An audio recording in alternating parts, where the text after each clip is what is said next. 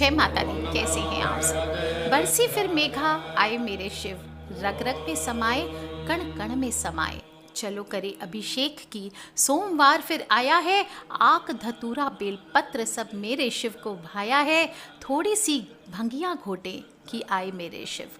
दोस्तों, सावन महीने का सोमवार और भोले को मनाने का, उसका दिल जीतने का, उन्हें रिझाने का मौका आया है। उनमें समाने का मौसम है। चलो सच्चे दिल से फिर एक बार जयकारा लगाते हैं। तू मुझ में शिव, मैं तुझ में शिव, मेरे रोम रोम में शिव, शिव कण कण में शिव। और सखीरी सावन आयो री, मेरे भोले को मनाने का मौसम आयो री। बोलिए हर हर हर हर हर महादेव शंभो। दोस्तों, सोमवार है और साथ ही महा अमावस्या का महासंयोग है। अमावस्या तिथि का प्रारंभ 12:10 पर हो चुका है और अमावस्या तिथि की समाप्ति रात को 11:02 पर होने वाली है। इस बार इस महापर्व पर अद्भुत योग बने हैं। हर्षण योग है, पुनर्वसु नक्षत्र है, श्रावण का सोमवार है, अमावस्या तिथि है और हरियाली और सोमवती अमावस्या एक साथ मनाई जा रही है। विशेष संयोग है और 47 सालों के बाद ऐसा हो रहा है कि चंद्र, बुध, गुरु, शुक्र और शनि ग्रह सब अपनी अपनी राशियों में रहने वाले हैं। और 5 ग्रहों के स्वग्रही होने से इस दिन किया गया जो भी है, स्नान है, दान है, पूजन है, ये सभी अद्भुत फलदायी रहने वाले हैं। इस पर्व पर अमावस्या तिथि है तो पितृ तिथि है, शनि तिथि है और शिव जी की तो तिथि है ही। तो सभी की इस बार पूजा, तर्पण, श्राद्ध आदि जो भी करते हैं आप, इससे जो आपके जीवन में पितृ हैं या पितृ दोष लगा है वो सभी दूर होते हैं। भगवान शिव पार्वती की पूजा इस दिन ज़रूर करनी है। इस दिन जो लोग भी खेती का काम करते हैं, जो किसान होते हैं, वो आज के दिन औजार, हल, हंसिया इनका पूजन करते हैं। खेतों में खड़ी फसल अच्छी रहे, इसकी कामना के साथ किसान ये पर्व बड़ी धूमधाम से मनाते हैं। दोस्तों, श्रावण मास की अमावस्या तिथि है और इस दिन जो भी शुभ काम करेंगे उसके अक्षय फल की प्राप्ति होगी। जिनकी कुंडली में भी काल सर्प दोष है, शनि की दशा है या पितृ दोष है, उन्हें आज के दिन भोलेनाथ के शिवलिंग पर पंचामृत से अभिषेक जरूर करना चाहिए। कहा जाता है कि एक गरीब ब्राह्मण परिवार था, पति पत्नी के अलावा एक बच्ची थी जो धीरे धीरे बड़ी होने लगी और उम्र के साथ उसके अंदर स्त्रीयोचित गुणों का विकास होता रहा। बहुत ही सुंदर, संस्कारवान और गुणवान थी, किंतु गरीब होने के कारण उसका विवाह नहीं हो पा रहा था। और एक दिन उनके घर एक साधु महाराज पधारे जो कि कन्या के सेवा भाव से बहुत प्रसन्न हुए। कन्या को लंबी आयु का आशीर्वाद देते हुए कहा कि इस कन्या के हथेली में विवाह योग्य रेखा नहीं है। तब ब्राह्मण दंपत्ति ने साधु से उपाय पूछा कि कन्या ऐसा क्या करे कि उसके हाथ में विवाह योग्य बन जाए। तो अंतर्दृष्टि से ध्यान करते हुए बताया कि कुछ दूरी पर एक गांव में सोना नाम की धोबन एक महिला अपने बेटे और बहू के साथ रहती है, जो बहुत ही आचार विचार और संस्कार संपन्न तथा पति परायण है। यदि वह कन्या उसकी सेवा करे और महिला इसकी शादी में अपनी मांग का सिंदूर लगा दे तो इसके बाद कन्या का विवाह हो जाएगा, कन्या का वैधव्य योग मिट सकता है। साधु ने यह भी बताया कि महिला कहीं आती जाती नहीं है। यह बात सुनकर ब्रह्माणी ने अपनी बेटी से धोबन की सेवा करने की बात कही और अगले दिन कन्या प्रातः काली उठकर सोना धोबन के घर जाकर साफ सफाई सारे काम करके घर वापस आ जाती। एक दिन सोना धोबन अपनी बहू से पूछती है, तुम तो सुबह उठकर सारा काम कर लेती हो और पता भी नहीं चलता। तब बहू ने कहा, माँ जी मैंने तो सोचा आप ही उस सुबह उठकर सारा काम खुद खत्म कर लेती हैं, मैं तो देर से उठती हूँ। इस पर सास बहू निगरानी करने लगी कि देखे तो सही कि कौन सुबह सुबह सारा काम करके जाता है। तब धोबन ने देखा कि एक कन्या मुंह अंधेरे घर में आती है, सारा काम करके चली जाती है। जब वह जाने लगी तो सोना धोबन उसके पैरों पर गिर पड़ी, पूछने लगी कौन है और इस तरह छुप कर मेरे घर की चाकरी क्यों करते हैं। अब कन्या ने साधु द्वारा कही सारी बात बताई। सोना धोबन पति परायण थी, उसमें तेज था, तैयार हो गई और सोना धोबन के पति थोड़ा अस्वस्थ थे। उसने अपने बहू से अपने घर लौट जाने पर रहने को ही कहा। सोना धोबन ने उसके विवाह तक वहीं रही और अपने मांग का सिंदूर उस कन्या के मांग में लगाया तो उसका पति मर गया। उसे इस बात का पता चला तो वो घर से निराजल ही चली थी, यह सोचकर रास्ते में कहीं पीपल का पेड़ मिलेगा तो उसको भंवरी देकर उसकी परिक्रमा करके ही जल ग्रहण करूंगी। उस दिन सोमवती अमावस्या थी। ब्राह्मण के घर मिले पुए पकवान की जगह उसने ईंट के टुकड़ों से 108 बार भंवरी दे करके 108 बार पीपल के पेड़ की परिक्रमा की और उसके बाद जल ग्रहण किया। ऐसा करते ही उसके पति के मुर्दा शरीर में वापस जान आ गई। धोबिन का पति वापस जी उठा। इसलिए कहा जाता है कि सोमवती अमावस्या के दिन से शुरू करके जो भी मनुष्य हर अमावस्या के दिन भैवरी देता है, उसके सुख और सौभाग्य में वृद्धि होती है। इस दिन पीपल के पेड़ में सभी देवों का वास होता है, इसलिए जो व्यक्ति हर अमावस्या को ना कर सके तो कम से कम सोमवती अमावस्या जो होती है या सोमवार पड़ने वाली जो अमावस्या होती है, उस दिन 108 वस्तुओं की भवरी देकर सोना धोबिन और गौरी गणेश का पूजन करता है, उनकी कथा सुनता है, उसे अखंड सौभाग्य की प्राप्ति जरूर होती है। सोमवती अमावस्या के दिन धान हो, पान हो, हल्दी हो, सिंदूर हो, सुपारी हो, ये चीज़ों की भौरी जाती है। अपने हिसाब से फल, मिठाई, सुहाग सामग्री, खाने की चीज़ें, इनकी भौरी आप दे सकते हैं और फिर चढ़ाया गया जो भी सामान होता है वो ब्राह्मणों में बांट देते हैं, ननद या भांजे को दिया जा सकता है। इस दिन शिव, पार्वती, गणेश और कार्तिकेय की पूजा ज़रूर करें, जल अभिषेक करें, उपवास रखिए। 3 प्रहर का उपवास होता है तो शाम को प्रदोष काल तक उपवास रखिए और इसके बाद आप शाम के समय भोले बाबा को सभी चीज़ें, जल अभिषेक, पंचामृत अभिषेक, जो भी आपको पूजन करना है वो पूजन करके भोलेनाथ को इसके बाद आप अपने व्रत को खोलें।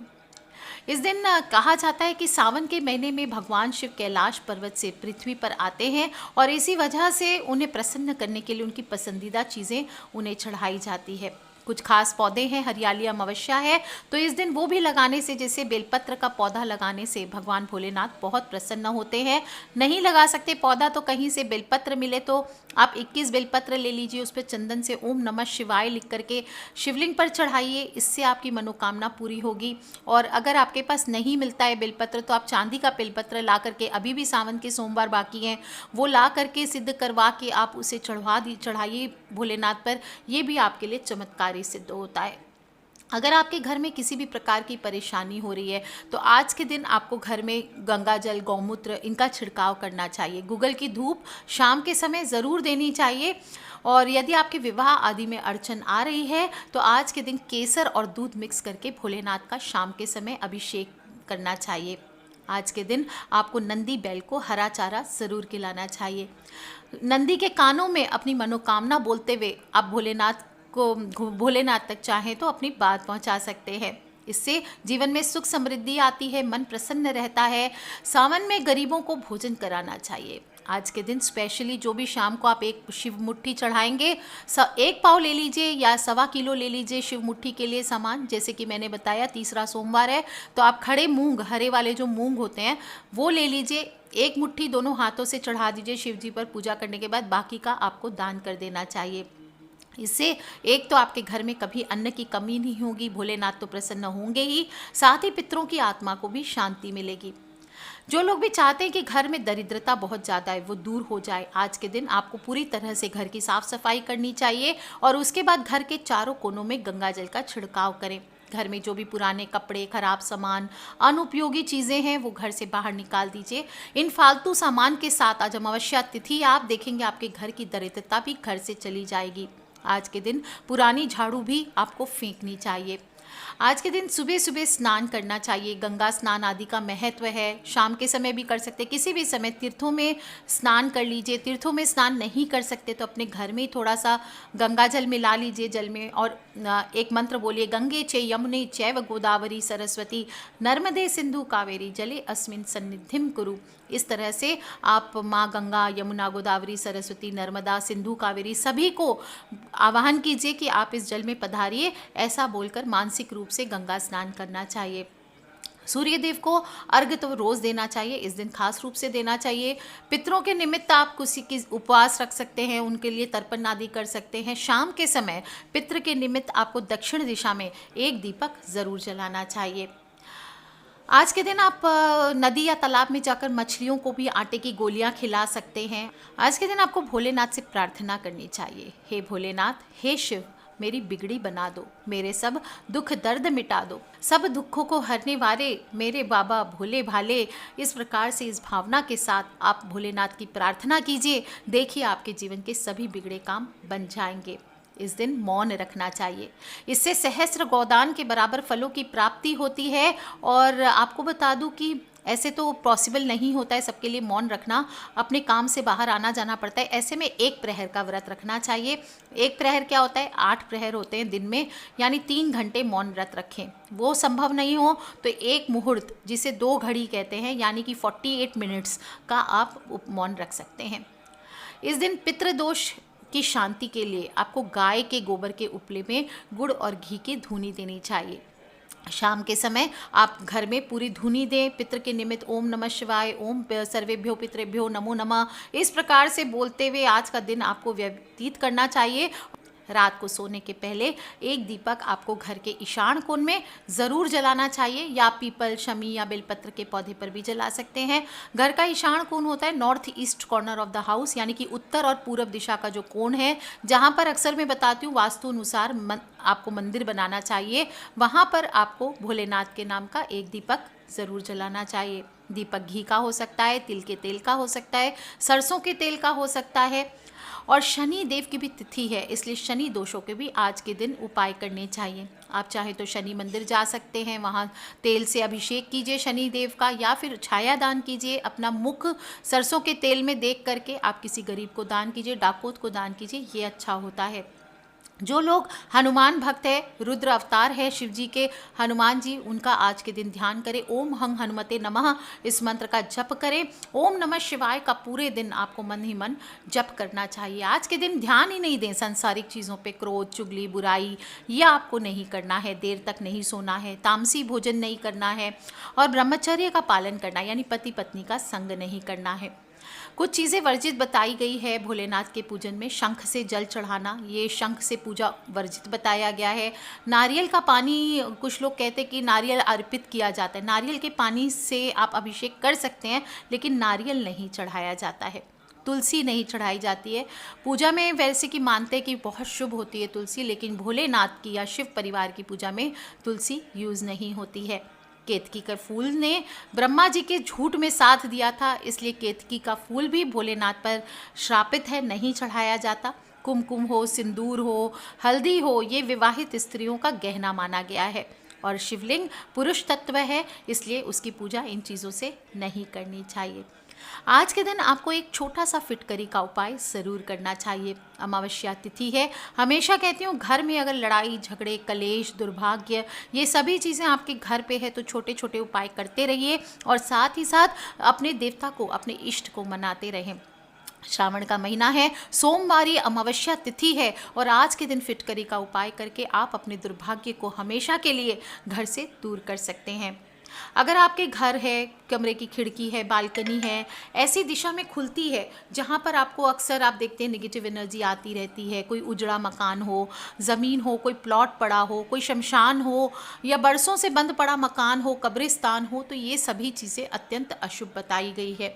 ऐसे में आपको अपने सभी खिड़की दरवाज़ों के ऊपर एक छोटे छोटे फिटकरी के टुकड़े रख देना चाहिए। फिटकरी यानी एलम, जो कि दाढ़ी बनाने में यूज़ आती है। 5 रुपये में, 10 रुपये में बहुत सारी फिटकरी आपको मिल जाएगी। आप उसे डब्बे में स्टोर कर दीजिए, और हर अमावस्या तिथि को आप जो पुरानी फिटकरी है उसे फेंक दीजिए, और नई फिटकरी आपको रख देनी चाहिए।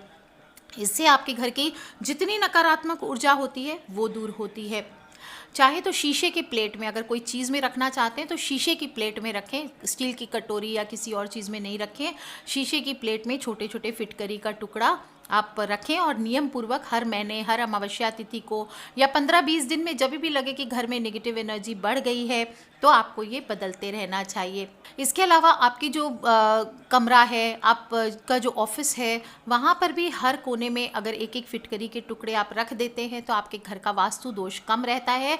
जब ये उड़ जाए तो फिर आप दोबारा से वहाँ पर रख सकते हैं। ये हमारे हवाओं में जितनी नकारात्मक ऊर्जा होती है उनको अपने अंदर समाहित कर लेता है।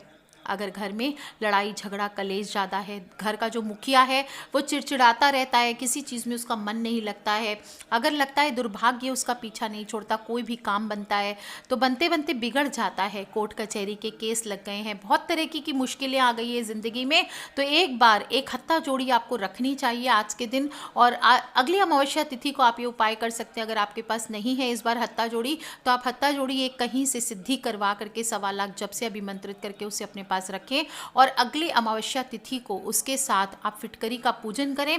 उस फिटकरी को आप पूजन करने के बाद जो हत्था जोड़ी है उसे आप लॉकर में या अपने पूजा स्थल पे स्थापित कर दीजिए और जो फिटकरी है उसे रात में 1 लोटा जल में डाल दीजिए और फिर उसे जो घर के मालिक हैं या जिसके दुर्भाग्य पीछा नहीं छोड़ा है उसके सिरहाने आपको रख देना चाहिए। सुबह उठकर वो जल आप किसी पौधे में या कहीं पर डाल सकते हैं। आज के दिन आप सभी को रात होने से पहले एक छोटा फिटकरी का टुकड़े का उपाय ज़रूर करना चाहिए। दोस्तों, मैं बार बार बताती हूँ ये पूरे ब्रजनारी परिवार को कि आप सभी फिटकरी अपने घर पे ज़रूर यूज़ कीजिए। अपने घर का जो मुख्य द्वार है दाहिने साइड में अपने घर के तरफ मुख करके खड़े हो जाइए। अपने दाहिने हाथ पे जो ऊपर चौखट होती है कॉर्नर में, वहाँ पर आपको एक फिटकरी का टुकड़ा टांगना चाहिए। कैसे टांगेंगे? एक 20 सेंटीमीटर काला कपड़ा ले लीजिए, उसमें एक फिटकरी 50 ग्राम के आसपास ले लीजिए और उसे बांध करके वहाँ पर आप लटका के रखिए। और सुबह शाम जब भी आप धूप दीप करते हैं तो उसको आप धूप दीप करते रहिए और 1 महीने के बाद या 45 डेज़ के बाद उसे आप फेंक दें। कहीं पे भी, रास्ते में भी फेंक सकते हैं, डस्टबिन में फेंक सकते हैं, अपने घर के बाहर कहीं पे भी खाली ज़मीन आदि पे फेंक सकते हैं। और फिर इसी प्रकार आपको दूसरी फिटकरी बांध लेना चाहिए। आप अपनी दुकान हो, अपना संस्थान हो, वर्क प्लेस हो, जहाँ पे नज़र बाधा आदि ज़्यादा होती है, वहाँ पर भी इस उपाय को करें। ये बहुत चमत्कारी होता है। और एक स्पेशल उपाय बता देती हूँ आज के दिन। किसी को भी अगर लगता है घर पे नज़र लगी है, उसका मन कहीं नहीं लगा, अक्सर डिप्रेशन में रहता है, रोते रहता है, तो आज के दिन उसे लिटाकर एक छोटा सा उपाय कीजिए। 12 लौंग ले लीजिए और एक टुकड़ा फिटकरी ले लीजिए और उसे हाथ में ले सकते हैं, कोई पेपर में ले लीजिए। और फिर जिसे नज़र लगी हो या जिसका दुर्भाग्य है या जो परेशान है या डिप्रेशन में है, उसके सिर से पाँव तक 7 बार इस फिटकरी और लौंग को आपको उतारना है। और ध्यान रहे कि हर बार सिर से पाँव तक ले जाकर टुकड़ा जो है लौंग है उसे तलवे से लगाना है और फिर सिर से घुमाना शुरू कर देना है। इस तरह से आपको घुमा करके 7 बार आपको फिर इस फिटकरी को और लौंग को जला देना है। जैसे जैसे आप देखेंगे फिटकरी जलेगी आग में, वैसे वैसे बुरी नज़र का, दुर्भाग्य का असर खत्म हो जाएगा। और ये उपाय आप 4 से 5 अमावस्या तिथि को कीजिए या शनिवार को कीजिए, यह आपके लिए बहुत चमत्कारी होता है। तो कर लीजिए उपाय दोस्तों। सावन का पवित्र सोमवार है, कुछ ना कर सके तो भोले बाबा का ऐसे ही ध्यान कीजिए। देखिए, भगवान को सिर्फ जल चढ़ाने से कुछ नहीं होता, उनका अभिषेक करने से कुछ नहीं होता। सच्चे दिल से उनसे कनेक्ट कीजिए। बोलिए, तू मुझ में शिव, मैं तुझ में शिव, मेरे रोम रोम में शिव, हर कण में शिव। बोलिए भोलेनाथ की जय, हर हर महादेव की जय। दोस्तों, take care, love you all. अपने फ्रेंड्स, फैमिली, मम्मी पापा, भाई बहन, बच्चे, जो लोग भी लगता है कि ज़िंदगी से बहुत ज़्यादा परेशान है या उनके दुर्भाग्य उनका पीछा नहीं छोड़ रहा है, आज मैंने जो छोटे छोटे उपाय बताए हैं उनसे ज़रूर रिक्वेस्ट करें, वो भी करें और अपने फ्रेंड्स, फैमिली, मम्मी पापा, भाई बहन, बच्चों के साथ इस महापर्व को, इस महातिथि को ज़रूर एंजॉय करें। Take care friends, love you all. जय माता दी। सब्सक्राइब करके रखें ताकि आने वाले वीडियो से आप और मैं कनेक्टेड रह सकें। Love you all, take care, जय माता दी, बम बम भोलेनाथ की।